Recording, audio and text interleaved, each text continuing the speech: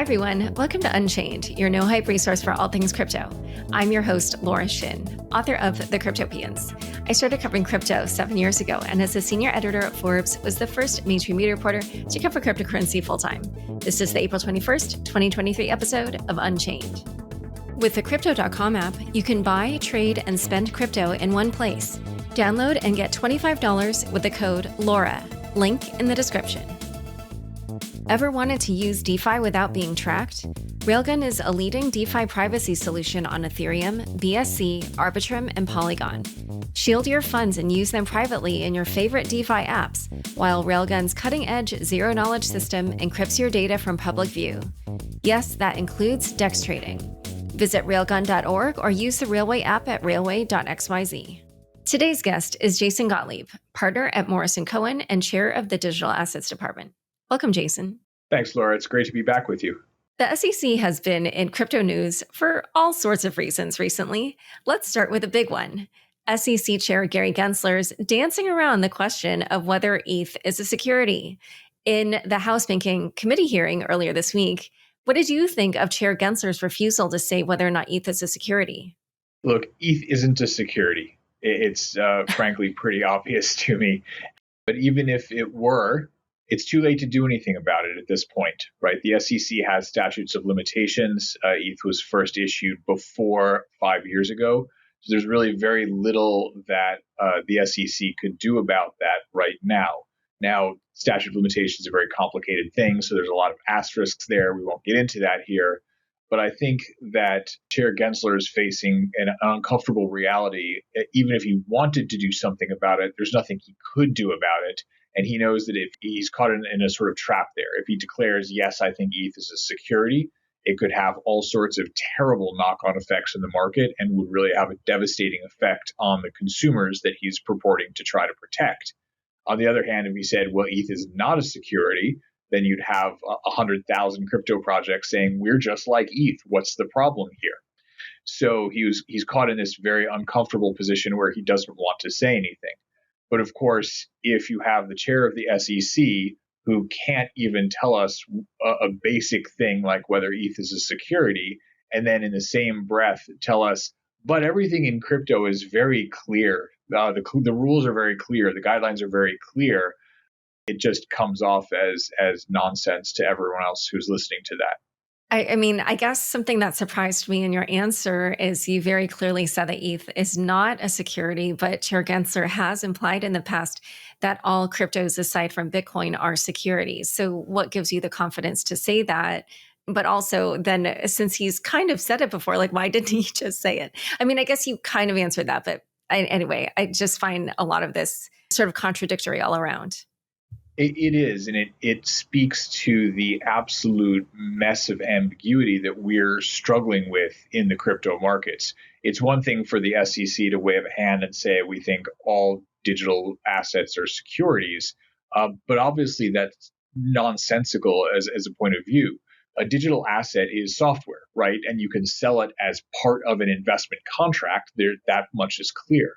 But what's really new and truly innovative about cryptocurrencies is that you can separate the software, the digital asset, from the investment contract, right? You couldn't do that in the old days. If somebody sold you a stock certificate on a piece of paper and that stock certificate came with rights to dividends and ownership and voting, you couldn't take the rights and the essential securityness off the piece of paper. They were stuck together, right? And if you took that away, all you had was a piece of paper. You can't do anything with a piece of paper.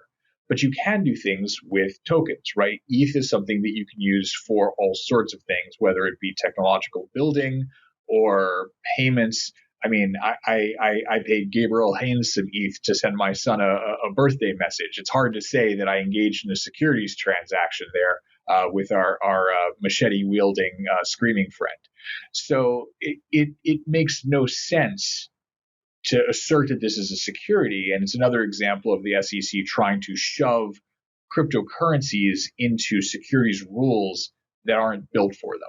But however, let's just say hypothetically that ETH does get named a security at some point in the future. Like, what would be the knock-on effects of that? How would that change the way it's traded, or how would that change the asset itself? Well, it would have an immediate hit. And you can see this from every single time that the SEC has attacked projects, either directly when they say this project token is a security, or when they, as in the case of the SEC's case against Wahi, and we've seen it also in the New York Attorney General's case against KuCoin that declared ETH was a security. Whenever a regulator comes out and says this token is a security, the value of that token takes a hit because there's immediate doubt in the marketplace about, well, what's going to happen. Am I going to be able to buy or sell this on exchanges? Are exchanges going to be forced in some way to consider delisting them? And in this way, myself and many other folks who practice in this area have been decrying the SEC's targeted efforts to attack crypto projects, particularly when they're not in the room to defend themselves, because it ends up damaging the very consumers they're trying to protect. All of these people out there who hold ETH take an immediate hit on the value of their holdings for really no good reason at all. Like nothing has been accomplished. So this is far from being investor protection. It really is harming people who are holding ETH in the markets.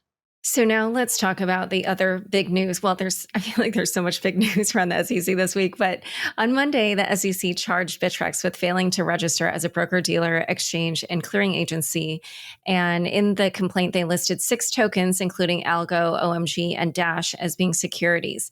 What were your takeaways from this complaint, and what do you think it portends for future enforcement actions on exchanges? I think that the takeaway is the SEC is going to continue its pattern of regulation by enforcement, and in particular, regulation by enforcement against people who aren't in the room, against absent parties, right? There is nothing that OMG or Dash or IHT or Mana can do to intervene in that lawsuit or to stand up and say, hey, wait a minute, this is wrong. We're not securities. Or even to employ the kinds of defenses that we alluded to earlier on, say, statute of limitations issues, right? Right from the very beginning of the Bittrex complaint, the SEC is saying from 2014 to the present, Bittrex made available all of these securities. And then if you dig down further into the complaint, you see that the allegations are that OMG did an ICO in June 2017 and started trading on Bittrex in July 2017. That's more than 5 years ago, which takes a lot of the types of causes of action that the SEC could possibly bring pertaining to OMG directly off the table. But they're walking in through a side door and doing it here.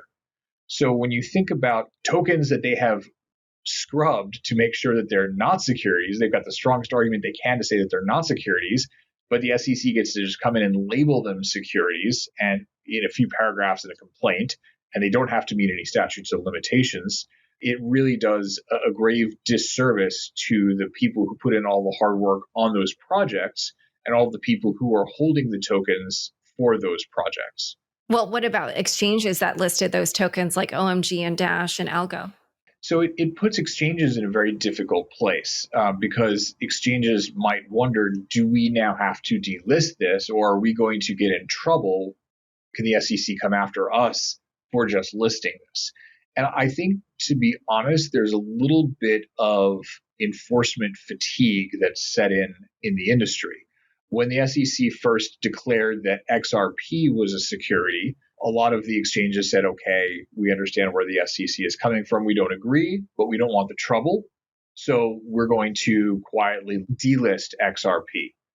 And then when the SEC came out in the Wahi case and named 9 other tokens securities, I think a lot of exchanges sat back and said, you know something?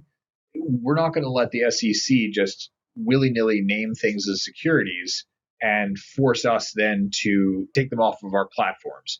Because between that and the settlement with Poloniex, where the SEC declared that many of the tokens were securities, but never actually identified which ones, it then becomes a complete guessing game. We have no idea what the SEC is going to come out and name next or why.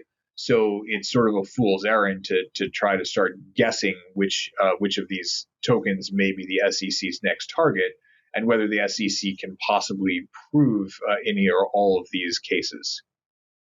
In a moment, we're going to talk more about enforcement actions against exchanges, but first, a quick word from the sponsors who make this show possible. Join over 80 million people using Crypto.com, one of the easiest places to buy, trade, and spend over 250 cryptocurrencies. Spend your crypto anywhere using the Crypto.com Visa card. Get up to 5% cash back instantly, plus 100% rebates for your Netflix and Spotify subscriptions, and 0 annual fees. Download the Crypto.com app now and get $25 with the code LAURA. Link in the description. Back to my conversation with Jason. The SEC also recently filed charges against Beaxy, saying it operated as an unregistered exchange. Some are saying that this case could be a playbook for how the SEC could go after Coinbase. So what did the SEC take issue with in regards to Beaxy, and why is this being seen as a precursor to a potential Coinbase case? Well, if we look at both Beaxy and Bittrex, we can see what the SEC is focused on. They're focused on Section 5 of the Exchange Act, which deals in affecting transactions in securities. Section 15A of the Exchange Act, which deals with being a broker without a license. And Section 17A b of the Exchange Act, which is performing the functions of a clearing agency without being properly registered as a clearing agency. In the Bittrex complaint and in his testimony before Congress, Gensler went a little further on these points to say that these are traditional exchange functions that have been separated in TradFi markets to avoid conflicts of interest that might occur between these functions in affecting transactions, exchange transactions, brokering transactions, and clearing transactions. So, he's describing this very traditional TradFi world and telling digital asset exchanges, we think all of your digital assets are securities, and therefore you must fit yourselves into the boxes of being a securities exchange or an ATS, a broker or a clearing agency, and that's what you can do, and that's all you can do. These are our rules, follow them or you're done. And I think that that portends very poorly for a lot of the industry, because that attitude would suggest that there is literally no way to be a digital asset exchange in the United States. Because let's face it, you can't be a clearing agency for digital assets that may or may not be securities. You just can't follow all the rules for that. You can't be an exchange or even an ATS. You can't follow the rules for that. And if you want to have digital asset brokers, then FINRA needs to approve digital asset brokers, and the SEC is not letting that happen either. So on the one hand, the SEC is saying, here are all the things that you're doing that are bad, and all you have to do is follow the rules. But what they're not saying, at least out loud, is, oh, by the way, you can't possibly follow all these rules unless you give up the whole digital assets thing and just go back to traditional securities. The overall effect of that is the SEC's rule is simply, no, you can't do crypto in America. And that's the reason we're seeing people increasingly start to move offshore. And so is this why when Chair Gensler calls on crypto companies to come in and register, that people say this is sort of like a disingenuous statement because there isn't anything that they can actually do in that regard?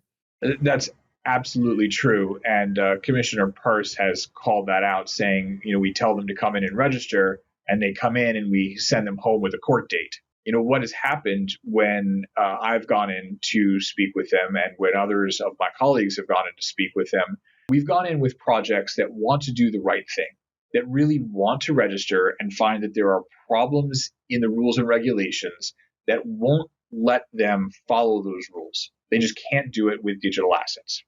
So all of the well-meaning projects out there, and the vast majority of these projects are well-meaning, right? If they're calling me, if they're calling other lawyers and saying, please help us follow the law, we want to talk to the SEC and figure out how to follow the law. These are not the fraudsters in the space. These are not the bad actors. These are the people who want to do it right and want to follow the law. And we go in and talk to the SEC, and what we hear time and time again is, well, we see some problems with that. We can't give you legal advice on how to structure it the right way. So good luck to you. And this just hasn't been very helpful. We've been asking literally for 5, 6, 7 years for a rulemaking effort that could provide a path to follow the law. Because the good actors, and again, they're mostly good actors, they want to follow the law, but they find they're caught in this trap where if you want to do digital assets, it's virtually impossible to follow every bit of these regulations. And that's a big problem. It's a big problem in America because it leads to a situation where we're not allowing a path for good actors to be out there, which means A, you're abandoning the space to some less good actors in some instances, but B, the good actors are going abroad, or foreign run companies are stepping into that breach. So if we want to honor investor protection in America, and we do, we have to provide a path for people to actually be registered, to be lawful, and then we can look to those investor protections. If not, we're basically telling investors, sorry, you're on your own, go somewhere else. And maybe they go to a European exchange or a BVI exchange that are following rules and are registered and are very good, but maybe they go to some other exchange that doesn't have the same kinds of investor protections that we would like to see. And that's just bad for American investors. Yeah, I saw another argument, like a slightly different way of saying the same thing, which was in the letter by House Republicans on the Financial Services Committee. They said that they didn't believe that national securities exchange regulations made sense for digital assets because cryptocurrencies can be used for non-investment purposes. So that was like another way of saying, like, you keep trying to fit these companies into a certain box, and it doesn't work.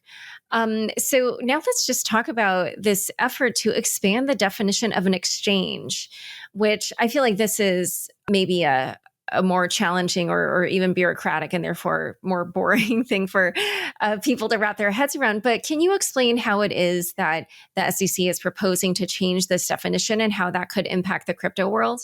Yes, so the SEC has proposed an amendment to Rule 3B16, which talks about requirements for exchanges. But by expanding the definition of exchange in the proposed rule on which they invited comment, there were numerous comments from people in the crypto industry that said, hey, wait a minute, hang on a second. The definitions that you're proposing would sweep in DeFi, would sweep in decentralized protocols and force them to do things that they literally cannot do. So, anyone who's listening to your show is going to be familiar with DeFi and DeFi protocols, but effectively it's just software. So if you have a software protocol where people can interact on a peer-to-protocol basis with that software, there's a limit to what the software can do. It's designed to be limited so that it can be simple, right? You perform your functions and everything is going to work the way everyone thinks it ought to work. And that's the reason that you don't need the human intermediation. But what the exchange rule amendment would propose to do, at least at first they were doing it in a super sneaky way by not mentioning DeFi at all. It would sweep in DeFi and say that DeFi protocols have certain obligations for reporting and other kinds of obligations that a typical exchange would have. That makes no sense if you're dealing with just software, right? There is no human there to keep track of all the records and make sure that they're doing the reporting. So a lot of crypto companies said, hey, wait a minute, you're sweeping in DeFi in ways that DeFi cannot possibly accommodate. And for that reason, we should slow down on this. In last Friday's meeting, the SEC agreed to reopen the comment period, which was the only silver lining here. But the storm clouds surrounding that silver lining was that Chair Gensler made it very clear that, yes, the Exchange Act amendments were designed to apply to DeFi and were designed to sweep in DeFi. And as a result, there's a comment period open, and I do encourage everyone out there to get in comments. Send your comments into the SEC. But at the end of it, I don't have a lot of optimism that they're going to change the rule as it is. So I think that we're going to see actions, potentially being considered against DeFi protocols under these rules, which is going to be a complete mess because the rules are nonsensical to apply to DeFi protocols. And I think the enforcement actions would similarly be nonsensical. I completely expect the crypto industry to flood the SEC with their own comments on this, as we've seen in the past. But at the end there, where you said that it would be a complete mess, what would that look like for the SEC to regulate DeFi in the way that it seems they're proposing through this rule change? I mean, in a way, to use a very silly analogy, right? If DeFi protocols are just they're fruits, like they're apples, they're bananas. They've got their one thing that they do. It's an apple. You can eat it. That's what you can do. And the SEC's exchange rules are basically mandating that all fruits should be mammals, should be bears. And the apple can't be. It just can't be. It doesn't work. So we're going to have some enforcement actions against apples, blaming them for not being bears. And it doesn't make any sense to do that. I think what we're giving up is the idea that DeFi can work in principle at all. The SEC operates through intermediaries, right? When we talked before about exchanges, about brokers, about clearing agencies, these are all about intermediaries because the SEC, and in fact, the rest of the federal government has decided it can't possibly look everywhere all at once for everything. The federal government is not Michelle Yao. They're not everything everywhere all at once. So they've decided to rely on these intermediaries to do their policing for them. If you have a DeFi protocol, what that does by its very nature is disintermediation. We don't need the intermediary because we've got the software, and the software is going to work the way it works every time, and that's it.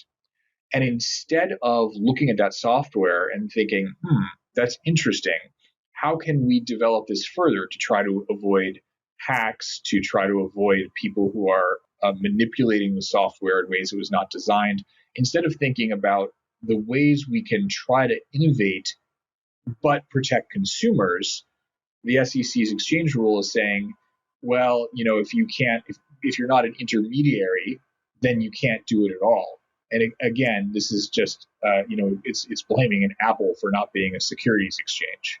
Yeah, SEC Commissioner Hester Peirce's commentary on this was, quote, "It seems perverse to me that we would be encouraging centralization." And she was referring to, just all the collapses that we saw in 2022 in crypto amongst centralized entities. Well, Jason, this has been an extremely illuminating conversation. Thank you so much for coming on Unchained. It's always great to see you, Laura. Don't forget, next up is the weekly news recap. Stick around for This Week in Crypto after this short break. Ever wanted to use DeFi without being tracked? Railgun is the leading DeFi privacy solution on Ethereum. It's available on BSC, Arbitrum, and Polygon 2. Shield your funds and use them privately in your favorite DeFi apps, while Railgun's cutting-edge, zero-knowledge system encrypts your data from public view, all without leaving your preferred chain. Yes, that includes DEX trading. Coming soon are integrations with leading yield, lending, and perp trading platforms on multiple chains. DeFi and privacy, together at last. Visit railgun.org or use the Railway app at railway.xyz to find out more. Thanks for tuning in to this week's news recap. VC firm wants FTX to reboot.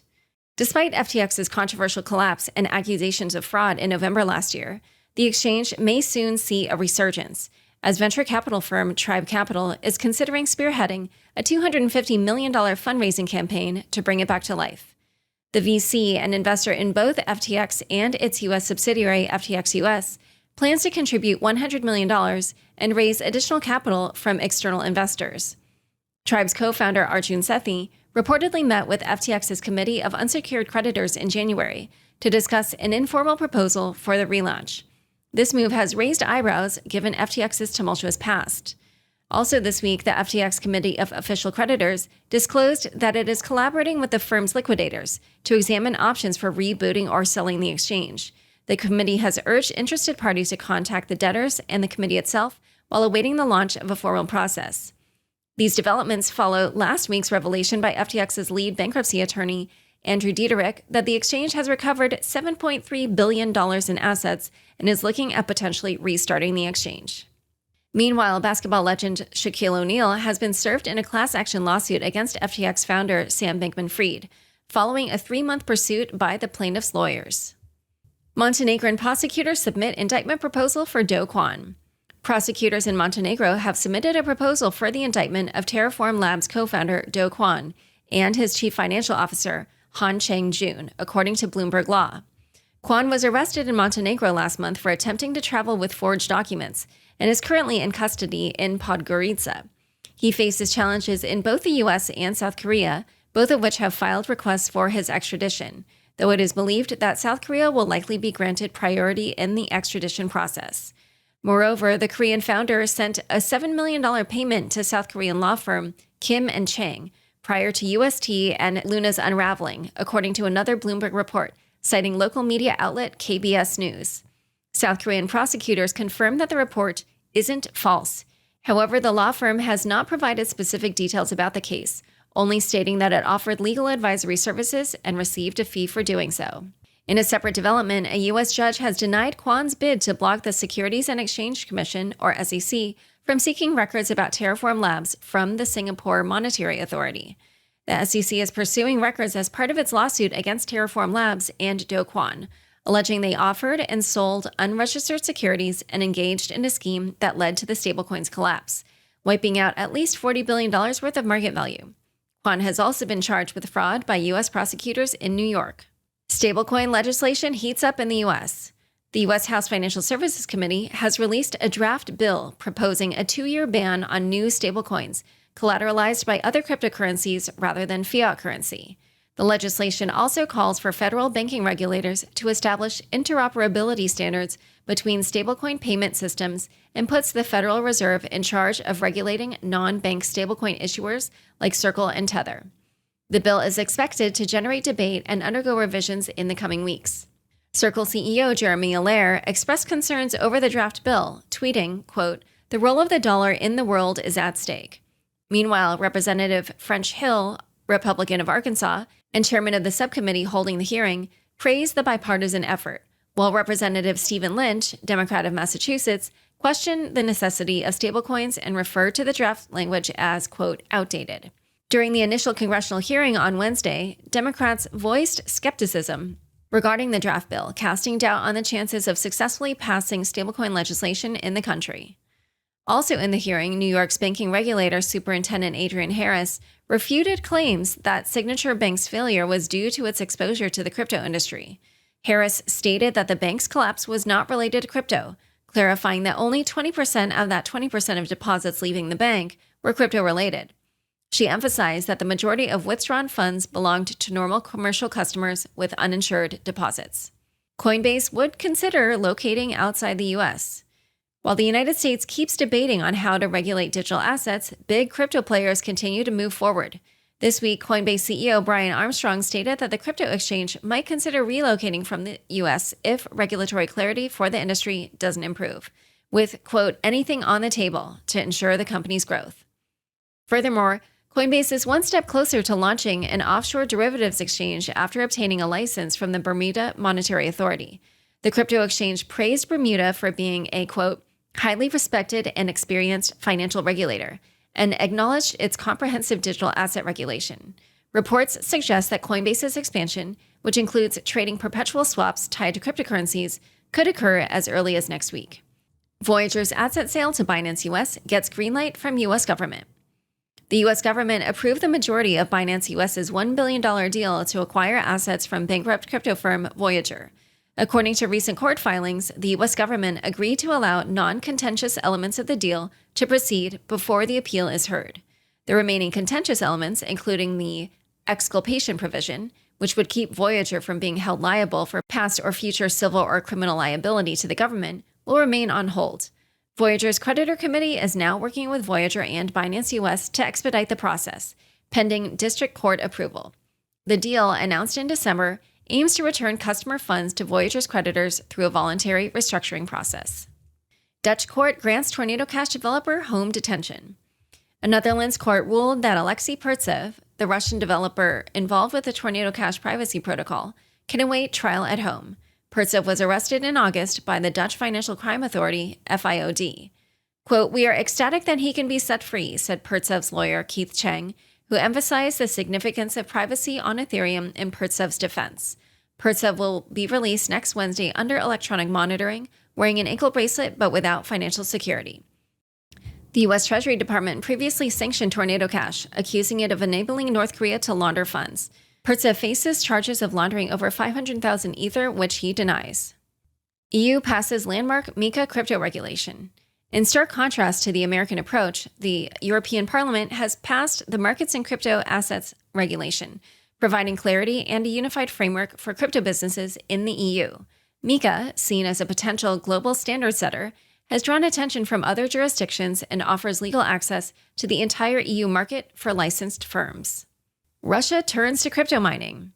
The Bank of Russia is working on a bill to introduce a, quote, experimental legal regime for cryptocurrencies in export-import transactions to find alternatives to the US dollar's dominance in global finance, especially in light of international sanctions. The plan includes the establishment of special organizations dedicated to mining crypto and processing payments for cross-border trade deals, although specifics remain to be hammered out. Crypto trading and payments within Russia will stay banned, while the government is developing legislation to create a national agency for licensing and supervising cryptocurrency platforms operating in the country. New tax regulations for miners are also being formulated as part of this regulatory effort. Elvira Naulina, head of the Bank of Russia, announced the central bank's intentions, while her deputy, Alexei Guznov, confirmed that discussions with the government are underway to determine which organizations are eligible to participate and how to vet their business models and banking partners. Flashbots Beta launches MEV Share.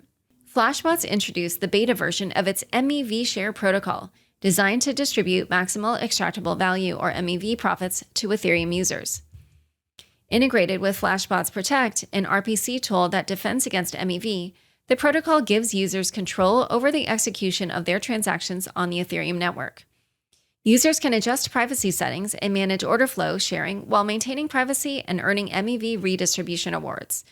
The MEV Share protocol is available for all MEV niche participants, and the code will be open-sourced following the beta phase. If you are interested in learning more about MEV and, in particular, how it is being distributed back to users, don't miss the Tuesday episode of Unchained, where we did a deep dive on the topic. Market responds positively to Shanghai upgrade. Following Ethereum's Shanghai upgrade on April 12th, the network has seen a significant uptick in interest, as staked Ether deposits have outpaced withdrawals for the first time since the upgrade's activation. Data from Nansen reveals that since Monday, the amount of deposits has been consistently higher than withdrawals. Analysts believe that the heightened interest can be attributed to the reduced risk of staking Ether, as the Shanghai upgrade allows for withdrawals of locked coins at will. In related staking news, decentralized staking service Rocket Pool has made it easier for users to become validators by creating 8 ETH bonded mini pools, which further incentivizes participation in the network. Arbitrum rejects governance proposal to return tokens. The Arbitrum community has overwhelmingly voted against the controversial AIP 1.05 proposal, which demanded the return of 700 million ARB tokens from the Arbitrum Foundation to the DAO Treasury. About 84% of voters using 118 million ARB tokens rejected the proposal, which faced criticism as an unnecessary, quote, power play, with some members believing it could jeopardize the Arbitrum Foundation's future if the DAO faced challenges in improving further funding. AIP 1.05 also called for the disclosure of the terms of a $10 million over-the-counter deal with market maker Wintermute. However, this was also opposed as Castle Capital founder Atomist argued that such disclosure could deter private entities from engaging with Arbitrum in the future. MakerDAO approves $500 million USDC transfer to Coinbase custody. MakerDAO voted to transfer up to $500 million in USDC stablecoins to Coinbase custody, which will pay a 2.6% annual yield on deposits. The decision is part of MakerDAO's strategy to diversify its reserves and increase revenues by investing in traditional financial assets. The move follows an earlier decision to move up to $1.6 billion of USDC to Coinbase. As per the approved proposal, the assets in the account cannot be rehypothecated and must be kept in cold crypto wallets. Mystery exploit drains $10 million from OG crypto wallets. MetaMask developer Taylor Monahan recently uncovered a large-scale wallet draining operation that has affected crypto wallets on over 11 blockchains.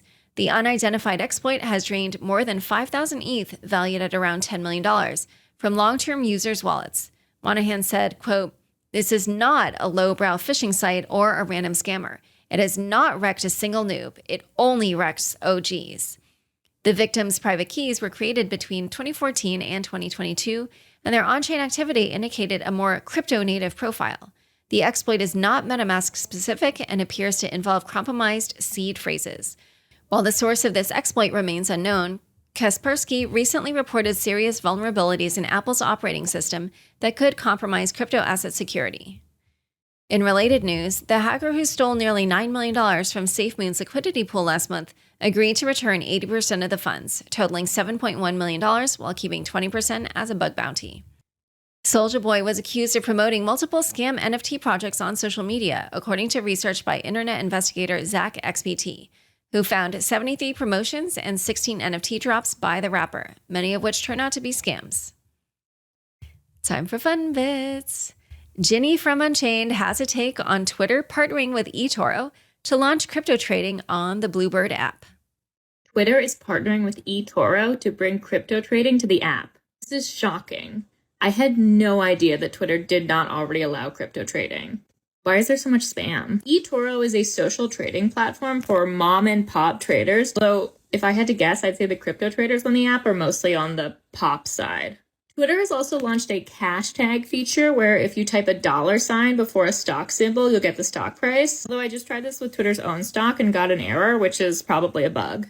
Apparently, the cash tag symbol has been used 420 million times, which seems kind of suspicious. 420, really? Why is Elon Musk a parody of himself? Bitcoin is one of the most searched terms, but I imagine we won't get the exact number until it hits 69 million. This follows the news of PBS and NPR quitting Twitter over being labeled government-funded media, which does seem harsh. I once interned at NPR, and I can assure you they're funded by basically no one. It must be somewhat relaxing to be in Elon's shoes right now, though. Like, you can't make Twitter worse. Thanks so much for joining us today. To learn more about Jason and the SEC's recent actions, check out the show notes for this episode. If you've been enjoying Unchained, please rate and review us on whatever platform you listen to podcasts. Unchained is produced by me, Laura Shin, with help from Anthony Yoon, Mark Murdoch, Kevin Fuchs, Matt Pilchard, Zach Seward, Juan Aranovich, Sam Sriwam, Jenny Hogan, Ben Munster, Jeff Benson, Leandro Camino, Pam Majumdar, Shashank, and CLK Transcription. Thanks for listening.